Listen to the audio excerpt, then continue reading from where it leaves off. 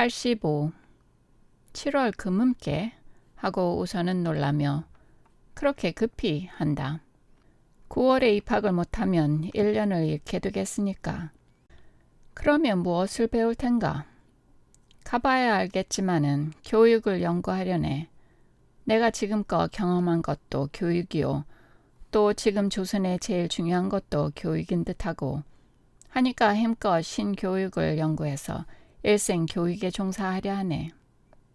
교육이라 하면 물론 교육이라 하면 소학교육과 중학교육을 의미하는 것이지. 지금 조선은 정히 베스탈로치를 기다리는 때인 줄 아네. 조선 사람을 전혀 새 조선 사람을 만들려면 교육밖에 무엇으로 하겠나. 어느 시대 어느 나라가 아니 그러겠나마는 더구나 시급히 낡은 조선을 버리고 신문명화한 신조선을 만들어야 할 조선에서는 만인이 다 교육을 위하여 힘써야 할 줄 아네. 자네도 문필에 종사하는 때니 아무쪼록 교육열을 고취해주게. 지금 교육은 참 보잘것이 없느니. 그럼 4년 동안 교육만 연구할 텐가? 4년이 길어 보이나? 충분히 연구하려면 10년도 부족일 것일세. 그런 줄은 나도 아네마는 교육 한 가지만 연구하겠는가 말일세. 물론 거기 관련하여 다른 공부도 하지만은 교육을 중심으로 하고 공부한단 말일세. 특별히 사회제도와 윤리학에 힘을 쓸라네. 하고 너는 이 뜻을 잘 모르겠다 하는 듯이 우선을 본다. 우선은 실로 그 뜻을 잘 몰랐다. 그러나 자기의 어림으로 대체 이러한 것이오니 하였다. 그리고 웃으며 그러면 자네의 아내 무엇이랄까 스위트 하트는?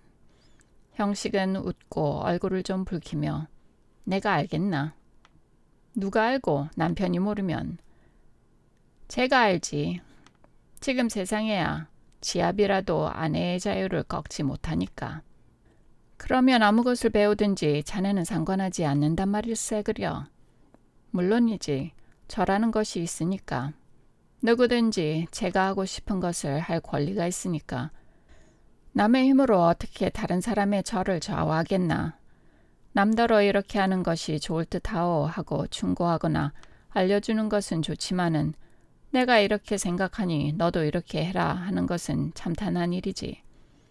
우선은 미상불 놀랐다. 그러나 그럴듯하다 하였다.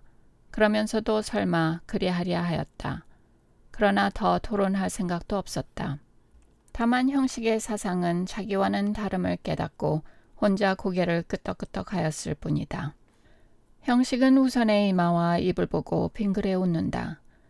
이겼다 하는 기쁜 빛이 보인다. 노파는 두 사람의 하는 말이 무슨 뜻인지를 몰랐다. 다만 형식이가 어디로 간다는 줄만 알았을 뿐이다. 세 사람은 각각 딴 세상 사람이다. 우선과 형식은 혹 같은 세상 사람이 될는지도 모르되 노파는 결코 형식과 한 세상 사람이 될 수가 없다. 한 방 안에 같은 시간에 각각 딴 세상에 속한 세 사람이 모여 앉았다. 그리고 서로 알아들을 만한 이야기만 한다. 그러므로 그녀는 같은 세상에 속하였거니 한다. 그러다가 우연히 딴 세상 이야기가 나오면 문득 눈이 둥그레진다. 노파는 이 선생께서 어디를 가셔요? 하고 가장 놀란 듯하다. 두 사람은 웃었다. 네, 어쩌면 내월 금음께 하고 노파는 음력밖에 모르는 것을 생각하고 형식은 내달 보름께 미국으로 갈랍니다. 미국? 저 양국 말씀이야요. 네, 양국이요. 하는 형식의 대답을 이어 우선이가 껄껄 웃으며 저 코가 이렇게 크고 눈이 움쓱 들어간 사람들을 사는 나라예요. 한다. 두 사람은 웃고 한 사람은 놀란다. 아, 양국이 얼마나 멀게요? 한 3만리 되지요. 하는 형식의 말. 바다로 한 10만리 가요. 하고 우선이가 웃는다. 그러나 노파는 3만리와 10만리가 얼마나 틀리는지 알지 못한다. 그것은커녕 3만리가 얼마나 먼지도 모른다. 그래서 다만 입을 해벌릴 뿐이다. 여기서 동네를 열댓 번 왔다 갔다 하기만큼 멀어요. 그런데 커다란 쇠로 만든 배를 타고 쿵쿵쿵쿵 하면서 가요. 하는 우선의 말에 노파는 화륜선 타고 갑니다 그려. 몇 달이나 가나요? 하고 담배를 빨기도 잊었다. 한 30 남은 날 가지요. 하고 우선이가 고개를 돌리며 입을 주물거리고 웃는다. 에그머니 하는 것을 형식이가 그것은 거짓말이야요. 한 보름이면 가요. 한다. 노파는 원망하는 듯이 슬쩍 우선을 쳐다보더니 무엇하러 그렇게 먼 데를 가요? 또 부인은 어떻게 하시고? 에그머니 하고 노파는 몸을 떤다. 우선이가 부인도 같이 가지요. 이제 이 선생이 부인과 함께 양국으로 가는데 마나님은 안 가보시려. 콩콩콩콩 하는 쇠배를 타고 저 하늘 붙은 양국으로 가보지요. 노파는 그런 소리를 들은 채도 않고 그러면 언제나 돌아오시나요? 모르겠습니다. 한 4, 5년 있다가 오지요.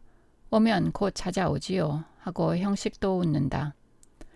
노파는 한숨을 쉬면서 내가 5년을 사나요? 하고 눈에 눈물이 고인다. 두 사람은 웃음을 그치고 노파를 물끄러미 보았다.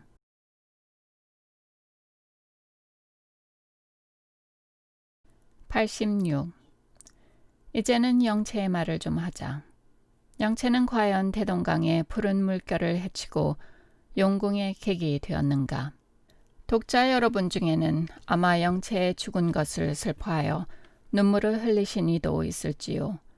또 고래로 어떤 이야기 책에나 나오듯 늦도록 일점 혈육이 없던 사람이 아들 아니 낳은 자 없고 아들을 낳으면 귀남자 아니 되는 법 없고 물에 빠지면 살아나지 않는 법 없는 모양으로 영채도 아마 대동강에 빠지려 할 때에 어떤 귀인에게 건짐이 되어 어느 암자의 승이 되어 있다가 장차 형식과 서로 만나 즐겁게 백년 가약을 맺어 수북이 다남자 하려 하니하고 소설 짓는 사람의 좀 된 솜씨를 넘겨보고 혼자 웃으신 이도 있으리다.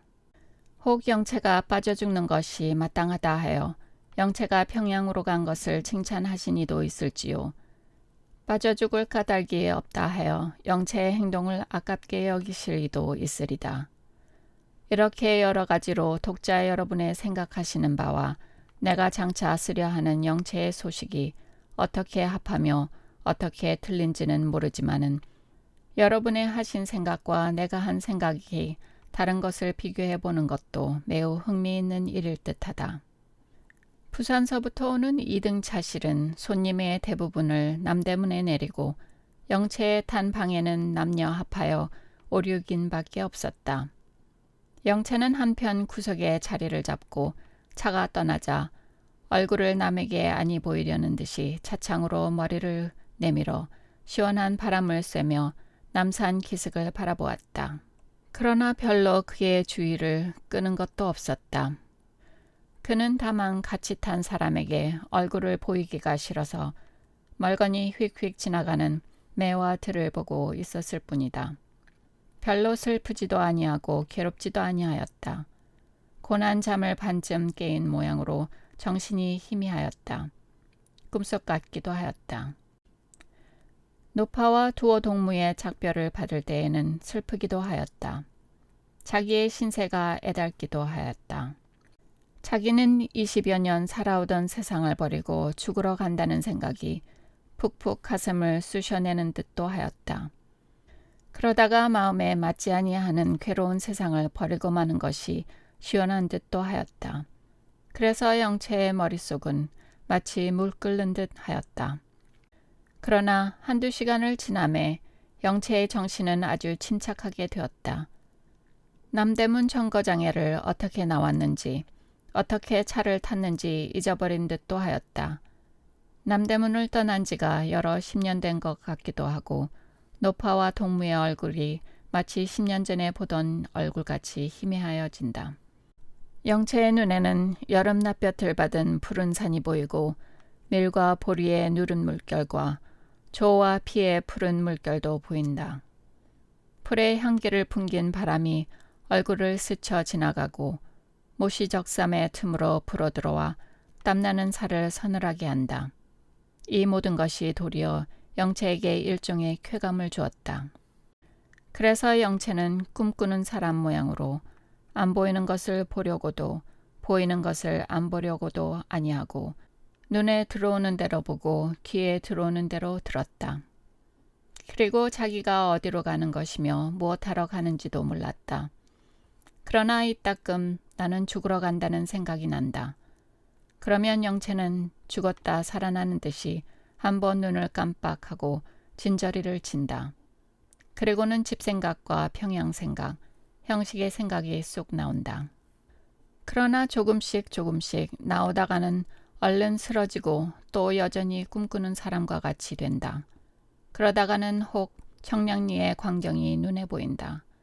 그 짐승 같은 사람들이 자기의 손목을 잡아 끌던 생각이 나고는 혀로 입술을 빨아본다. 조금 힘을 들여 빨면 짭짤한 피가 입에 들어온다. 그러면 그 피맛을 보는 듯이 가만히 입을 다물고 한참 있다가는 만사를 다 잊어버리려는 듯이 한번 고개를 흔들고 침을 뱉고는 아까 모양으로 매와 들을 바라본다. 바람이 영채의 머리카락을 펄펄 날린다. 차가 개성 터널을 지나서 황해도 산 많은 데로 달아난다.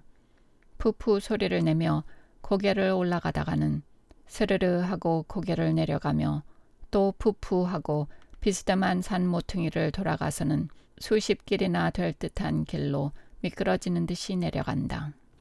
좌우에 풀 깊은 산골짜기로 푸푸하고 올라갈 때에는 그 풀숲에서 단김이 후끈후끈 올라오다가 스르르 내려갈 때에는 서늘한 바람이 지켜섰던 모양으로 휙 지나간다.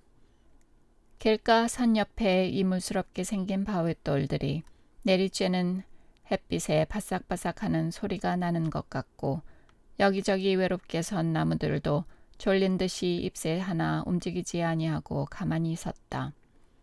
이따금 평평하게 뚫린 곳이 있어 거기는 냇가에 누워 자는 소도 보이고 한 뼘이나 넘어 자란 조밭에 김을 매다가 지나가는 차를 쳐다보는 어린애를 데린 촌계집도 있다. 그러나 영채는 여전히 꿈을 꾸는 듯이 차창에 턱을 걸고 앉았다. 차가 길게 고동을 울리며 어떤 산구비를 휙 돌아설 때 기관차의 석탄 연기가 영채의 앞으로 휙 지나가며 영채의 오른편 눈에 석탄가루를 집어넣었다.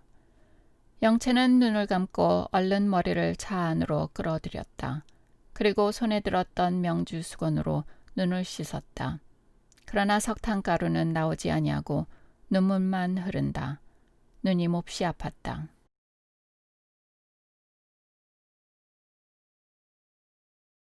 87.